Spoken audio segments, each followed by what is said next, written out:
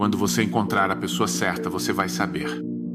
Não vai ser só sobre química, interesse ou atração. Não vai importar se ela é alta ou baixa, o trabalho dela, nem quanto dinheiro ela ganha.